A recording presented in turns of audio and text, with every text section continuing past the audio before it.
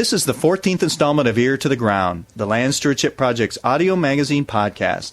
Ear to the Ground features interviews, reviews, and field reports related to sustainable agriculture, family farming, local food systems, and local democracy. I'm your host, Brian DeVore, editor of the Land Stewardship Letter. Richard Levins believes farmers have a source of power at their disposal, and it's long past the time they tapped into it. No, it's not some secret oil reserve pooled underground in the back 40. What the agricultural economist is talking about is market power. Levins, a professor emeritus in the University of Minnesota's Department of Applied Economics, has worked with farmers, farm groups, and public officials for more than 25 years. One of his areas of interest has been why farmers seem to continually get quote-unquote rewarded for their increasing efficiency with lower and lower prices. He has come to the conclusion that no matter how good they are at producing commodities, lack of power in the marketplace puts them at a severe disadvantage economically. As Professor Levins writes, without market power, farmers can add value, but they cannot keep that value for themselves. Levins, a well-known writer and speaker on agricultural issues, has tackled that issue in a new book entitled Market Power: What It Is, How to Get It, How to Use It. In this book, the economist lays out why getting efficient isn't enough and describes how farmers can join forces with other farmers to make sure they receive a fair price for their production. He then describes real-world examples of farmers who have teamed up to successfully wield market power. The book, which is written as a kind of how-to shop manual for farmers, has created quite a stir in the agricultural community. Levins recently sat down to talk about market power for farmers. Well, one thing, Dick, I wanted to talk to you about was in your book, you talk about kind of the difference between, well, I guess to go back a little bit, two catchphrases that are really popular right now in agribusiness and in agriculture in general are adding value and efficiencies of size. Those are thrown around as that's the only way you're going to survive today.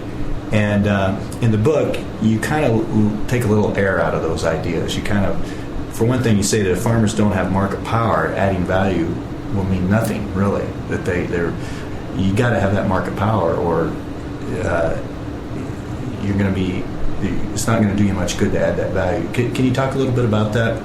Sure, Brian. That's something that I want to make it clear. I favor value added, and I favor efficiency.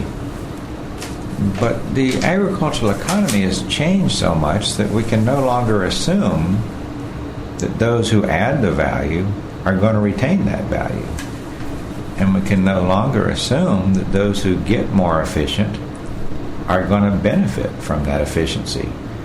All the time you see value-added ventures that eventually wind up adding value to some non-farm group. And you certainly see efficiency rewarded with lower prices all the time. You're more efficient, so now you don't need those prices. You can work cheaper. That's not what I want to see farmers have. If they're going to add value, I want them to keep the value. If they're going to get more efficient, I want them to keep the benefits of that. But that doesn't happen automatically. Those benefits go to the strongest players. And a farmer acting alone can hardly expect to be the strongest player when they look at who's buying their products and who's buying from them on the retailers. It's just not a level playing field anymore. Right. Well, one thing, maybe you should outline a little bit. What's the difference between becoming competitive and having market power? I think you made a good point in there that farmers have really gotten into the mode of competing against each other, or you've got to be competitive on either the regionally or nationally or internationally. But what's the difference? Yeah. There is a difference there. There's a big difference, Brian, and it took me not just 25 years in farm management, but it took me several years teaching freshman economics to finally figure it out. The being competitive is always interpreted to be being competitive with your neighbor. In decades gone past, that's been your immediate neighbor. Now it's your neighboring farmer in another country. But in any event, farmers are told the path to salvation is to somehow be the last person standing in a competitive war with your neighbors. That's a very poor way to do business. The problem is, how are you going to be competitive with your buyers? Competitive in terms of how much power you've got, and how the gains of what is being done between retailing, processing, and production, how those gains are going to be shared. You're going to get just enough to keep you alive in a fully competitive system. But how about the rest? Where's that going to go? And I think if you look at the profit statements of major private processors, of major private retailers, and look at your own bottom line, you'll get some feel for where that's going. And I hope you're not going to be satisfied with that. Another mantra that's pushed around by boosters of large-scale agribusiness is the idea of you got to get big or get out. And you talk about acting big or getting out. Can you talk a little bit about that? Yeah. One of the big parts of the get efficient argument is that you need to get big to achieve those efficiencies, and therefore you'll still be around when your less efficient neighbor is gone. Now, I want to stay out just for a minute of the argument of whether or not large really is more efficient. There's both sides on that. The important point is what's large by farm standards is tiny by buyer standards. No farm can get big enough in any reasonable way to have the kind of power their buyer's going to have. You're looking at, for example, in the dairy industry, you're looking at 3 or 4 buyers having I think it's 60-70% of the share of cheese and fluid milk. You go over to beef, you're looking at 80+% in 4 processors. Farms don't get that big. They just can't. So that's why I'm saying a better strategy in today's agricultural economy would be to focus on marketing rather than production.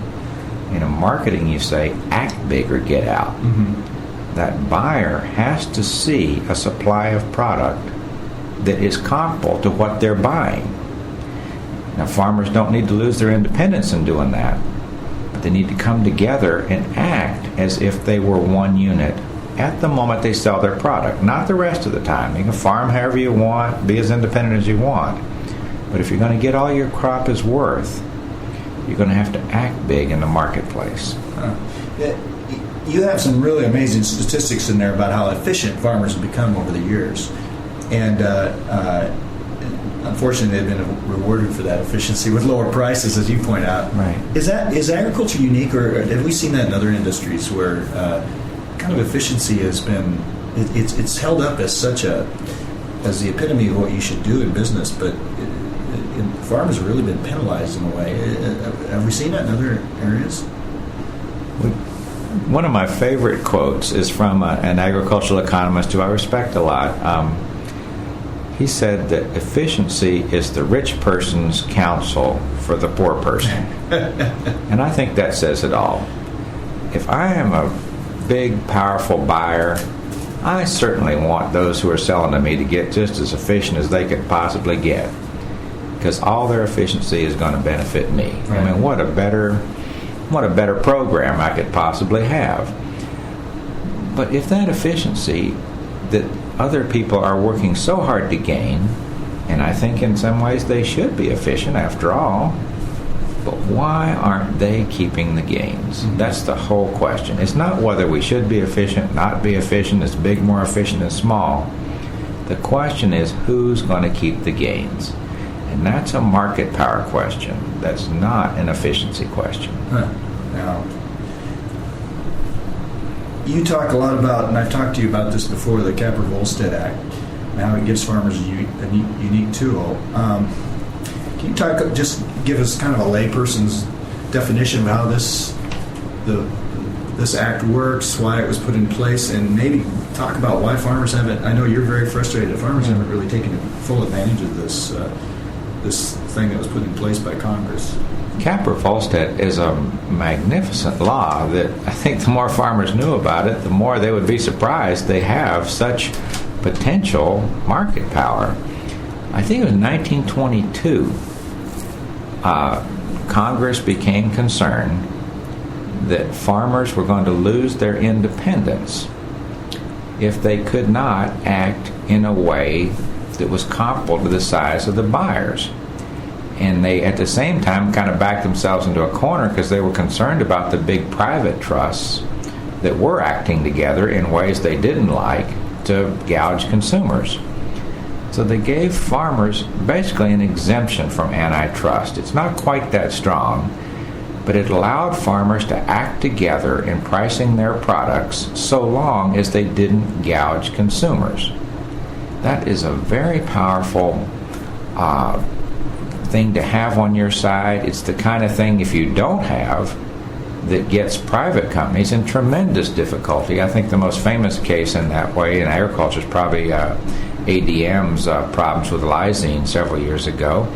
They, according to the legal cases, tried to price their product along with their competitors and have found to be illegal.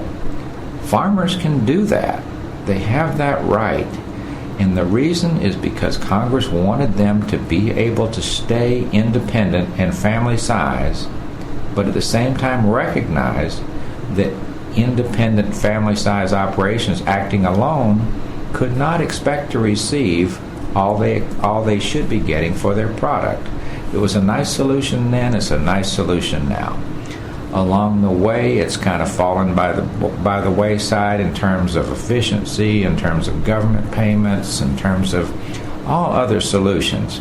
Because after all, no one of these is a panacea. It's going to take everything we have to get all you deserve. But it's one of those marketing tools that really kind of lies there waiting to be tried. And I'm looking forward to that. Why haven't farmers been able to, not even with the Capper-Volstead Act, but in general, they have not had success banding together and working as a group? I think there are instances where farmers have had success, but by and large, farmers have used Capper-Volstead to use a strategy that's commonly called eliminating the person in the middle. And in decades past, I think that made a lot of sense, because most of the market power and most of the profits were concentrated in these so-called middlemen. But now we've got something going on that's very different. That power is moved into the hands of retailers. And that person in the middle might be worried about whether or not they're going to be able to stay in business the way they're getting squeezed by the giant retailers. So being in the middle might be out there in the middle of a battleground rather than the middle of a place that's stocked with all this excess cash. Right. So in my view, the place to draw the line, the place to set the price, the place to make sure you get the value for what you have is at the farm gate. Now, if you want to add value to that, that's great, but get it there first so you know what you're adding value to. If you want to be more efficient, hold that farm gate price up so you get the advantage and not someone else. You know, one thing I really like that you've written and talked about is this idea that when farmers band together like this, they're concerned that they're giving up independence, but in a way, you say, this is a way of preserving independence. You're kind of, it's a way to maintain profits without getting bigger and consolidating. And I think that's an important message to get across. For me, it sure is, Brian. We're doing this interview in a building that houses one of the better agricultural economics programs in the country right now, and I'm proud to be part of that. At least it was till I retired recently. But I think if you went up down the halls and asked people, is market power being used, they'd say yes. And if you say, well, shouldn't farmers use it? They'd say, well, maybe, but they won't because they're just too independent. That argument makes no sense to me anymore. It may have been true in the past, but look what's happening to farmer independence today as we're having this interview when farmers are not acting together. Look at the poultry industry. Look at what's happening to the hog industry. Look at certain proposals in the grain industry right now. Look at the number of farmers who are not only independent, they're not farmers at all anymore because they're forced out of business by low prices. Look at that trend and tell me that that trend is fostering independence. Look at the direction of retailing and processing where they are telling their suppliers exactly what they want, when they want it, how they want it done, no negotiation. Tell me how that contributes to independence. The only way to be fully independent, to have some say in calling the shots, some say in what you're going to get for your product, is to be strong. And in my view, the only way to be strong is to act together. You outlined some examples in your book, and I know one of them is the OFARM. I'm trying to think of what it stands for. Organic Farmers Alliance for Organic Farmers Agency for Relationship Marketing is pretty close. Yeah, it's got the right letters. And I've talked to Carmen Fernholz, who's a big player in that, and some other folks. Mm-hmm. And it's a really interesting example of not investing in bricks and mortar, but really getting together and sharing information and not allowing themselves to be pitted against each other by processors, people that they'd be selling their organic products to. In some ways, it's kind of a common sense kind of thing, rather than we've got this real sophisticated investment in technology and facilities. Can you talk a little bit about OFARM? I think that's a real example, and some people may think, well, it's organics, so it doesn't apply to me, but I think you make the point in the book that you wouldn't have to be organic to take advantage of a system like this. Now, OFARM is a very good example of Capra Volstead in action. You know exactly how to apply it and why to apply it. What we had is a situation where in organic farming, I think most organic farmers that I know, and I know quite a lot of them, got into this thing so they could get away from these big buyers. They're going to go off in the corner over there and have a good life and just deal directly with consumers, whatever they want to do. Well, as things went on, the buyers got bigger and bigger, so they formed relatively small cooperatives. Well, the buyers got bigger and bigger, and now the buyers could even play a whole cooperative against each other. So the solution was to have a system, a legal system was set up, in which the market leaders for each of the co-ops would be allowed to talk to each other about prices before anything was sold.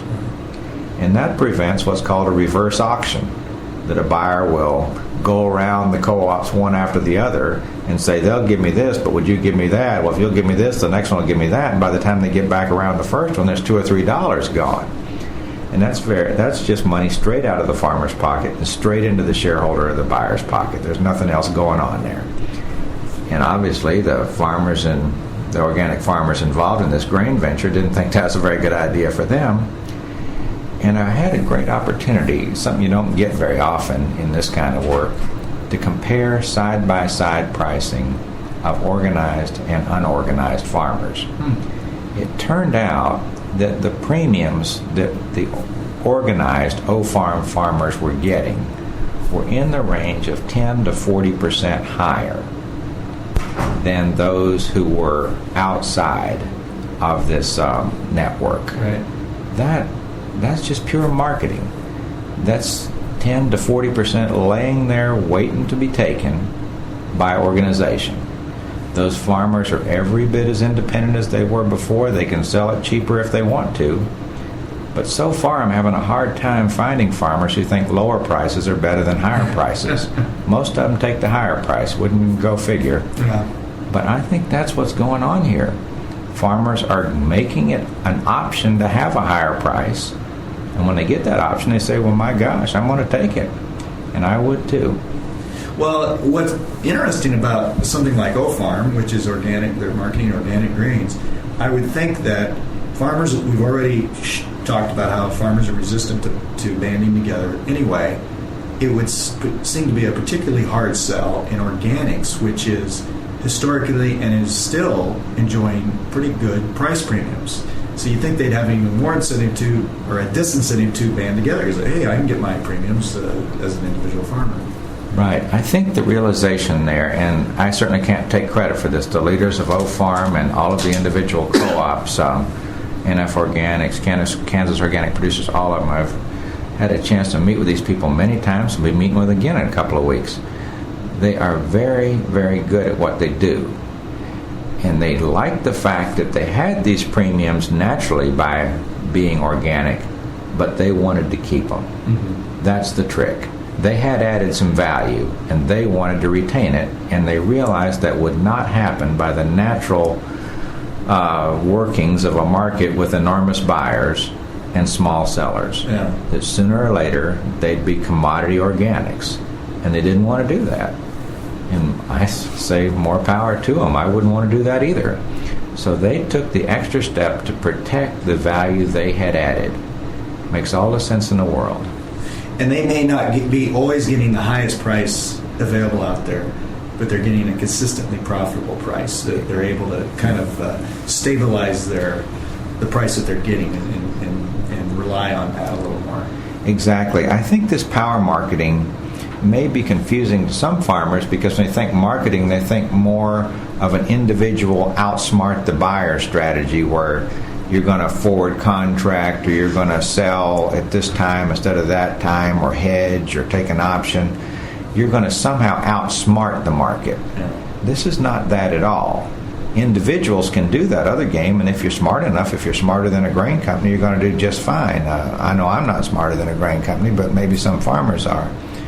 What I'm talking about is your buyers are not only outsmarting you, they're more powerful. Sometimes I talk about if I was going to get into a boxing match with some champion boxer here, and remember, if you can't see me on this tape, but I don't look much like a boxer, that I might get a PhD in boxing and try to outsmart him. Well, that'd be just great. I probably would be able to outsmart them, but I'd still be dead, because they're a lot more powerful. And I think some of you need to think about that.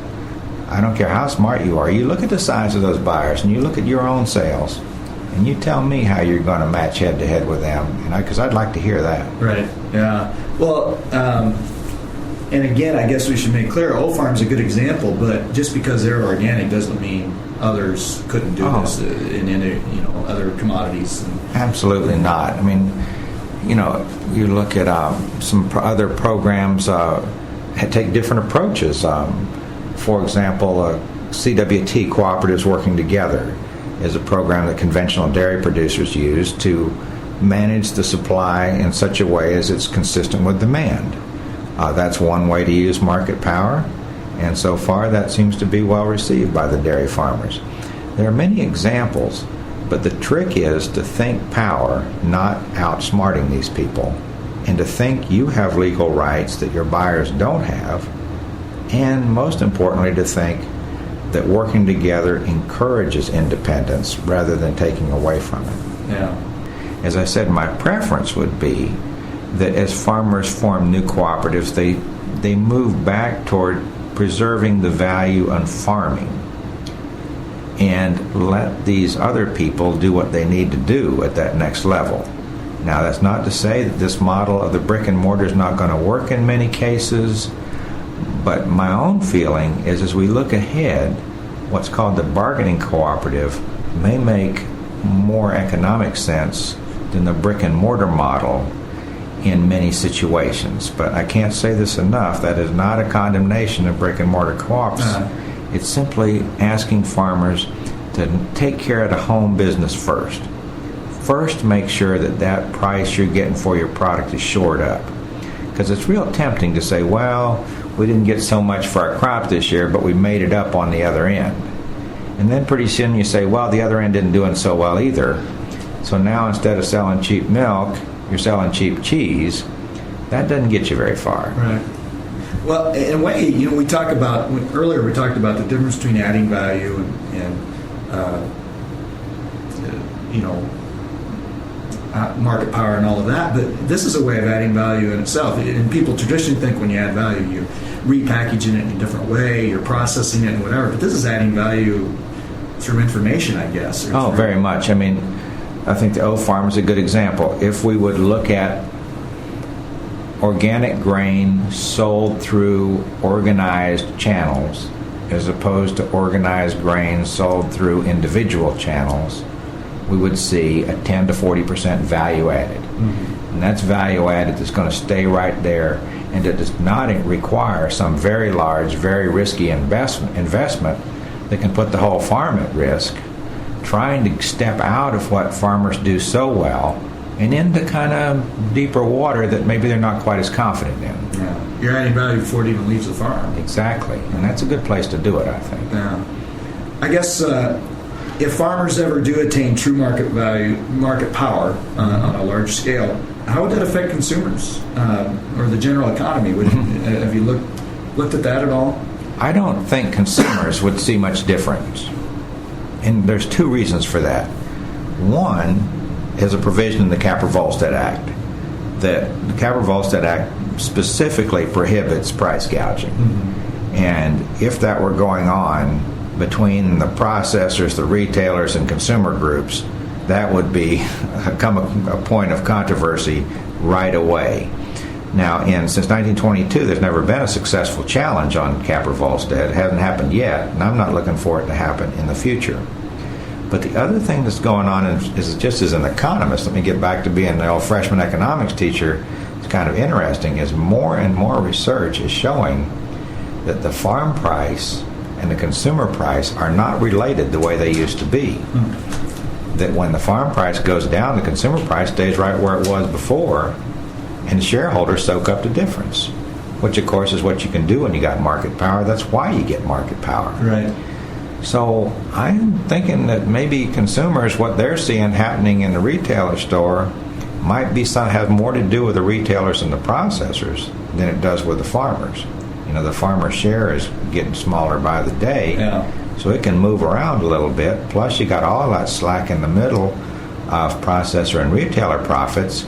It's not as clean as it used to be. This is not farmers selling directly to consumers with nobody in the middle. There's a lot of powerful people in the middle.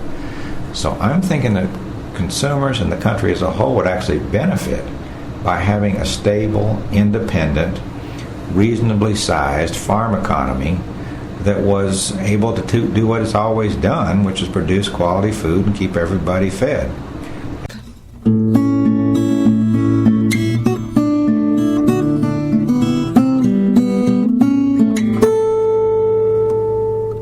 As you can hear, Professor Levins has a way of making complicated concepts quite understandable. His writing is equally accessible. To get a copy of the 60-page book, Market Power for Farmers, contact the Institute for Rural America at P.O. Box 566, Ames, Iowa 50010. That's P.O. Box 566, Ames, Iowa 50010. And the name of the book is Market Power for Farmers. You can also call the Institute at toll-free 1-800-858-6636. That's 1-800-858-6636. To read a review of another of Richard Levins' books, Willard Cochran and the American Family Farm, see the July-August 2000 issue of the Land Stewardship Letter at www.landstewardshipproject.org/news-lsl.html. That's landstewardshipproject.org/news-lsl.html. That book provides some keen insights into how federal agricultural policy ended up where it is today. For more on Levins' other work, including a list of his many papers, see www.apec.umn.edu/faculty/D.Levins, and Levins is spelled Levins. That's www.apec.umn.edu/faculty/D.Levins. You can send your comments, criticisms, and suggestions about this podcast to me, Brian DeVore, at bdevore@landstewardshipproject.org. That's bdevore@landstewardshipproject.org. You can also get me on the horn at 612-729-6294. A special thank you goes out to Laura Borgendale, a Western Minnesota musician and LSB staffer who provided Ear to the Ground's theme music. And a very special thank you to all of Land Stewardship Project's members who make initiatives such as this podcast possible. If you're not a member and would like to support us, go to landstewardshipproject.org to learn how to join LSP. Thanks for listening.